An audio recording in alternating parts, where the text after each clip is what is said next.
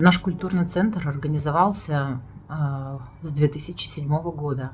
И с тех пор ежегодно, как и сегодня, 18 мая, мы проводим памятное мероприятие «Унутма» в дань памяти сотен тысяч жертв насильственной депортации нашего народа, умерших в муках, страданиях и лишениях, похороненных в чужой земле. В мае 1944 года по причине депортации в Казахстане оказалось около 4500 крымских татар. Мы все поддерживаем тесную связь с Крымом, которая с годами только укрепляется благодаря современным технологиям. И при всей огромной любви к нашей родине, Казахстану, где родилось и выросло не одно поколение крымских татар, мы не теряем надежду вернуться в Крым, на свою историческую родину. Сохранять свою национальную идентичность нам помогает общение на родном языке, поддержание, сохранение традиций, обычаев нашего народа.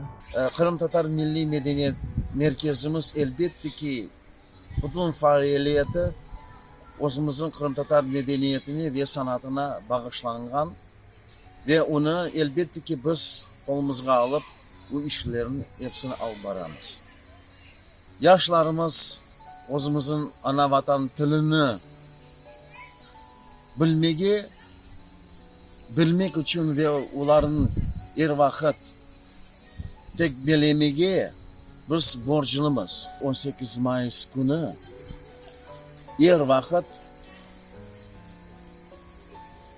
bizim Kırım Tatar halkımızın ardından miting olup geçili, toplaşmalar olup geçili. Cümlemizge, halkımızga elbette ki Allah bizge nasip etsin, yollarımız açılsın. Ведь известен тот факт, что крымские татары не были депортированы в Киргизию. Так получилось, что крымские татары, находясь в тяжелых условиях в Узбекистане, в России, в Урале, в Таджикистане, в Казахстане, старались перебраться туда, где более-менее было легче. А в Киргизии не было комендантского режима. Связь с Крымом никогда не прекращалась. И по сей день.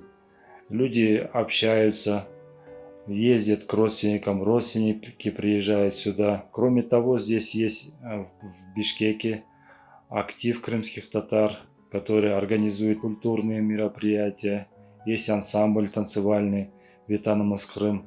18 мая каждого года, это уже этой традиции несколько десятилетий, наш народ собирается на старом городском кладбище. И все крымские татары, я думаю, хотят рано или поздно вернуться на свою историческую землю, на свою родину, к своим корням.